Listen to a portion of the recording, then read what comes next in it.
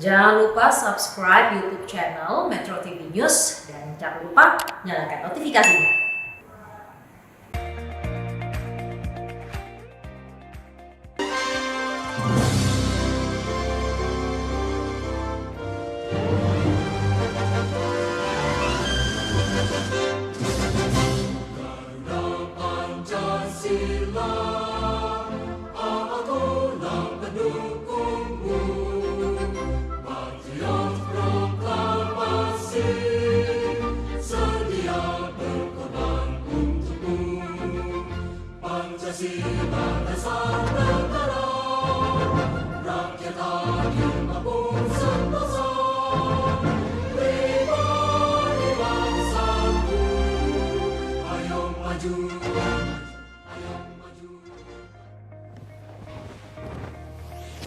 Ya, terima kasih pemirsa, Anda masih bersama kami di Selamat Pagi Indonesia, dan tadi sudah kita hadirkan fakta-fakta mengenai hari lahirnya Pancasila yang juga sudah dirayakan ataupun diperingati pada hari ini. Dan untuk mengetahui lebih lengkapnya pemirsa, Pancasila sebagai ideologi bangsa ini wajib hukumnya menjadi identitas bagi setiap elemen bangsa. Namun di tengah globalisasi, bagaimana Indonesia mampu menjadikan Pancasila sebagai jati diri dan ideologi utamanya bagi generasi penerus bangsa. Pada momen spesial di hari lahirnya Pancasila ini, kami akan ajak Anda berdiskusi mengenai Pancasila di tengah globalisasi bersama Guru Besar Psikolog Politik Universitas Indonesia, Profesor Hamdi Muluk. Selamat pagi, Prof. Hamdi, apa kabar hari ini, Prof? Selamat pagi, abdi bangsa. Selamat pagi, seluruh rakyat Indonesia. Assalamualaikum, salam sejahtera buat kita semua. Amin. Gimana kabarnya, Prof, hari ini? Alhamdulillah sehat. Ini yang paling penting di tengah pandemi ini, sehat fisik dan mental, begitu ya, kira-kira itu yang lebih penting. Baik, Profesor, di tengah banyaknya informasi teknologi yang sudah semakin canggih, bagaimana Profesor melihat nilai-nilai Pancasila ini yang diterapkan oleh para generasi milenial di Indonesia, karena mereka sebagai generasi penerus bangsa, apakah mereka sudah menerapkan nilai-nilai Pancasila sebagai jati diri bangsa secara seutuhnya, Profesor?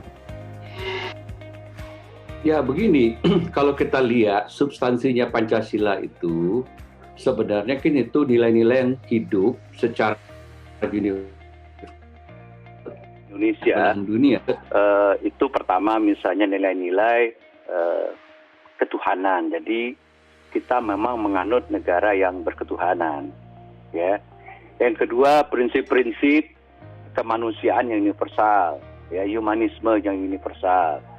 Ketiga, nasionalisme yang tidak sempit, ya, itu nasionalisme keindonesiaan kita, ya, dan itu sudah mengatasi nasionalisme yang bersifat kesukuan, sektarianisme, kedaerahan, ya, itu namanya etnonasionalisme.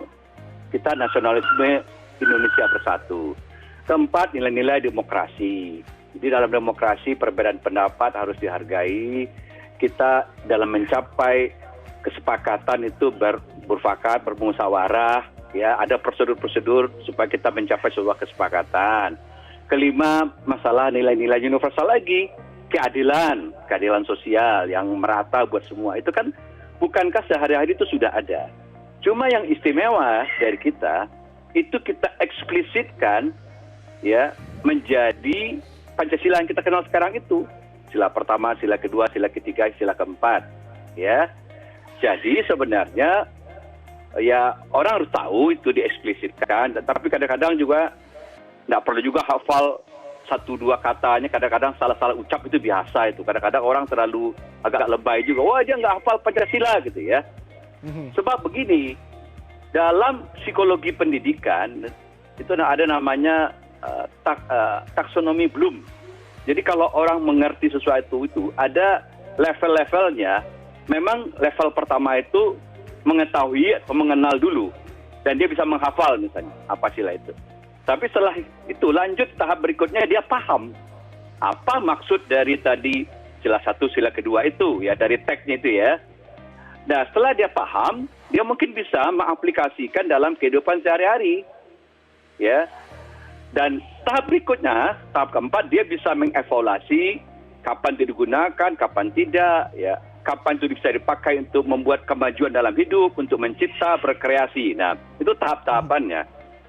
Nah, jadi anak-anak muda sekarang, Abdi ya, generasi milenial ini, karena informasi itu sudah banyak, jadi mungkin nggak perlu juga kita mengatakan ke mereka, kalian hafalin Pancasila itu, baca bukunya, mereka udah tahu dari mana-mana kok ya. Nah, jadi tantangan kita ke depan, bagaimana menyadarkan pertama anak-anak muda itu bahwa Pancasila itu penting. Ya. Nah, mungkin kita bisa mengugah dengan pertanyaan sesederhana ini. Coba kalian bayangkan, kalau tidak ada Pancasila, di tengah kemajemukan masyarakat Indonesia ketika Indonesia ini mau dibentuk, ada beragam macam agama, beragam suku, beragam kepentingan, wilayah, yang pluralitasnya besar. Kalau tidak ada Pancasila, apa mungkin negara ini berdiri? Sama juga sekarang. Coba kalian bayangkan, kalau tidak punya Pancasila, apa nggak mengerikan kelompok-kelompok agama, kelompok kedaerahan saling bentrok satu sama lain. Yang membuat itu bertemu di satu titik, ya, adalah Pancasila. Jadi Pancasila itu titik kulminasi, dalam bahasa lainnya disebut dengan ideology of tolerance. Jadi sebenarnya dia membuat basis toleransi dari seluruh perbedaan kemajemukan yang begitu besar di bangsa ini berdasarkan agama, kedaerahan, kepentingan-kepentingan politik dan segala macam. Ketemu di satu titik. Nah, ini yang mencegah kita untuk berkonflik. Ini mencegah kita tidak pecah belah menjadi terberai-berai menjadi macam-macam. Baik keperpecahan bangsa. Misalnya kalau orang menganut etno-nasionalisme kedaerahan saya yang lebih penting. Nah, itu pecah itu menjadi separatisme daerah gitu. Sama juga kalau menganggap agama saya lebih penting, nanti jadi negara agama.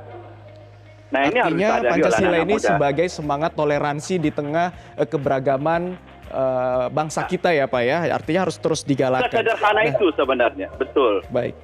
Paham dulu baru bisa diterapkan. Itu tadi yang saya ambil sebagai kata kuncinya. Kita paham dulu baru bisa diterapkan khususnya kepada generasi muda. Kemudian pertanyaan berikutnya, Prof, ini lantas bagaimana, seberapa urgensinya, seberapa penting untuk memasukkan Pancasila ini di sekolah-sekolah sebagai kurikulum utama? Karena kalau kita lihat pada bulan Maret yang lalu, ini sempat ada peraturan pemerintah nomor 57 tahun 2021 tentang standar nasional pendidikan yang tidak dimasukkan, tidak memasukkan Pancasila ke dalam kurikulumnya, namun kemudian direvisi. Sebenarnya urgensinya seberapa penting sih, Prof? Ya, aja begini, saya mengatakan tadi bahwa secara kebangsaan itu sudah dieksplisitkan menjadi Pancasila sebagai dasar bangsa. Pancasila dimuat di preambul Undang-Undang Dasar kita, dan Pancasila aturan legislasi juga wajib menjadi pedoman untuk membuat pembuatan kebijakan. Artinya sebenarnya Pancasila itu berusaha untuk dieksplisitkan. Oke. Nah, apakah itu misalnya mau dieksplisitkan langsung dalam sebuah kurikulum pelajaran khusus Pancasila, ataukah dimasukkan ke dalam pelajaran yang ada? Itu menurut saya sebenarnya sama aja. Ya. Ingin bangsa Indonesia ini, generasi mudanya lupa bahwa kita punya nilai-nilai dasar, 5 prinsip itu yang adalah dasar bernegara kita, identitas bernegara kita. Atas dasar itu negara ini bisa didirikan, dan tanpa itu sudah pasti kita sudah tercerai-berai gitu loh. Nah, itu yang harus disadari gitu loh. Nah, baik, bahwa misalnya metode-metode pembelajarannya harus mengikuti cara-cara kekinian, nah itu memang harus. Kalau enggak, dia menjadi membosankan. Kalau membosankan secara psikologis, orang tidak berminat untuk ikut serta mendiskusikan, membahas, dan itu tidak menjadi passion dari siswa misalnya begitu. Nah, baik, Profesor. Tapi bahwa itu harus diajarkan, iya. Saya setuju, itu harus diajarkan. Penting harus diajarkan kepada generasi muda. Baik, terima kasih Profesor Hamdi Muluk sudah bergabung bersama kami di Selamat Pagi Indonesia. Selamat kembali beraktivitas, Prof.